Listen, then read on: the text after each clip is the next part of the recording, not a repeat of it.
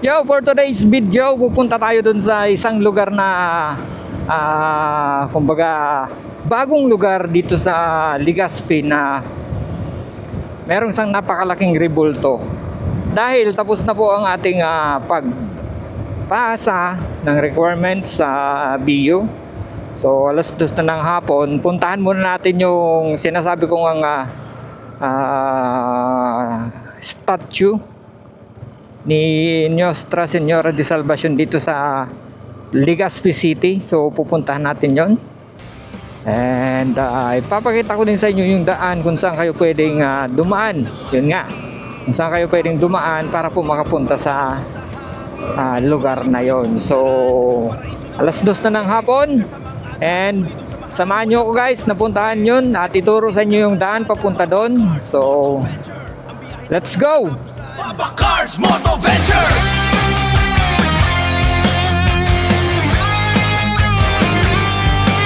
So tama-tama guys, medyo nag-aalboroto yung mayon ngayon. So titingnan natin kung lapit tayo dun sa sinasabi ko nga sa inyo, yung statue, and then titingnan natin kung ano nga ba yung kalagayan ng Mayon Volcano ngayon doon. So actually yun is malapit na yun sa tinatawag natin na 6 kilometer permanent danger zone. So sabi kasi ng mga taga rito ay humihinga daw yung Mount Mayon. So nagkakaroon ng rumbling sound yung Mount Mayon. So yung nangyayari yan ay hindi naman po yan kumbaga hindi naman yan bago sa atin, kasi nga po ay lumaki po tayo dito sa malapit sa paanan ng Mount Mayon. So ako po ay taga Daraga. So malapit ko yung bahay namin dyan sa Mount Mayon. So hindi na sa akin bago yan yung maingay, kung nag-iingay si Mount Mayon o kaya ay tawag nito pumuputok-putok ba. Okay, so nandito tayo ngayon sa Barangay Pawa. So kanina pumasok po tayo dun sa may airport side. So pagpasok po dun ay kailangan mo munang kumaliwa para po makapasok kayo dito sa barangay ng Pawa. So dire-diretsuhin po lang po natin to hanggang sa makarating po tayo doon sa may bago na road. Ano po? Balik tayo? Nakalampas na ako. Sa sobrang kadaldalan ko po ay nakalampas na po tayo ng daanan papunta nga dun sa Tamaoyan. So here na tayo. Actually dito tayo dapat kumanan kanina kaya lang dahil nga po sa madaldal po si ako, nakalimutan po nating kumanan dito. So ito na po. So pasok po tayo dito.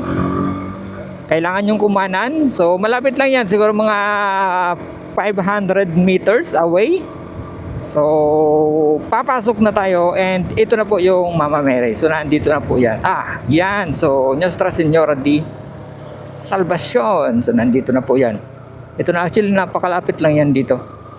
So ito na yun. May mga nagtitinda. Okay, so start ng pagtinda dito. Yan, so ito yung mga tindahan nila. Kung doon kasi tayo dadaan guys sa likod, medyo malayo-layo pa po yun. So ito na po yung Nostra Señora de Salvacion Shrine dito po sa Barangay Pawa po ng Legazpi City. So ito po. So yan. So kung makikita nyo po, napakaganda niya, di ba? So madami po yung lusutan actually dito. So ito is pababa naman to. Yan po ay hanggang dun sa may part ng bunot. And yung pataas naman yan, ipapunta yan dun sa black lava and green lava. So yan po. So napakaganda ng lugar nito. Tingnan niyo po yan. Si Nuestra Señora de Salvacion. So, iikot po tayo para makita po natin. So, yan. So, ito po yun. So, si Tio. Oh, nagbo-volunteer si Tio. Yan po yung sinasabi ko po sa inyo. So, para makalapit po tayo dun sa Mount Mayon, kailangan po natin tahakin itong way na to, paakyat po. So, titigil po tayo dun sa unahan. Papakinggan po natin sa Mount Mayon kung ano nga ba yung kanyang pinagsasalita dito. Anyway, so guys, so didiretso tayo. Pagdating natin dun sa may crossing ay babalik na lang tayo. Kasi po actually ito ay pinutan lang natin para po maipakita ko sa inyo yung lugar na ito, ano. So sayang at wala na po tayong drone. Hindi ko na magamit yung drone natin. Hindi ko maipakita sa inyo yung area nito pong lugar na to. Yan, so ang dami pong mga establishment na po dito sa taas. So ito na po yung yung crossing. So kung makikita nyo po, yung sa pakanan po is going po yan sa Legazpi, and then yung pakalawa naman is papunta po yun ng Daraga na po, so yun. Pakinggan natin.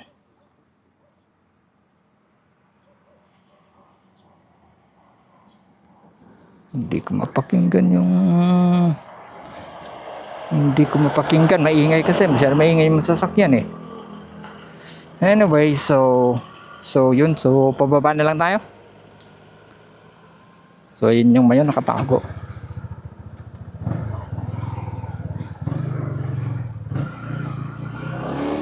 Okay, so pababa na lang kita guys.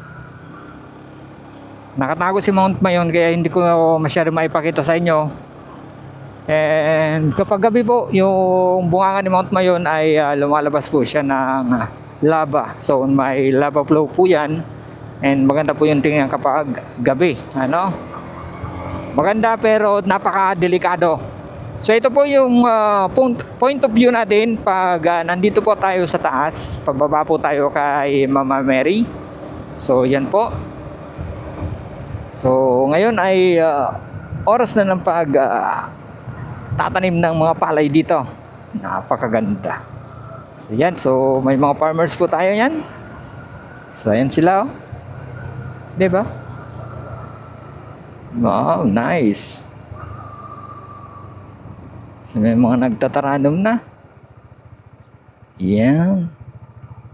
So mga farmers natin. So shout out sa gabos ng mga farmers sa buong mundo. Napaka gagaling nyo po. Dahil ang family ko po ay yan din po yung pinangtusto sa amin nung kami po ay nag-aaral pa lang. Ang papa ko po ay farmers din. Same with my mother, syempre. Si mami. Naalala ko nung bata pa kami, naglalako kami ng mga gulay. Ng mga tanim or produkto ng aming pong mga magulang. So napaka saya sa pakiramdam na may mga magulang po tayo na tumataguyod po sa atin nung bata po tayo. Alright, syempre. So ito nga po, pag galing kayo sa taas, sa likod po kayo dadaan ni Mama Mary. Yan, so dadaan tayo dito sa isa pang way. So I don't know kung saan to papunta. So explore na lang natin. Tingnan natin, pero sa tingin ko ito po ay ang labas po natin, ito ay sa may bugtong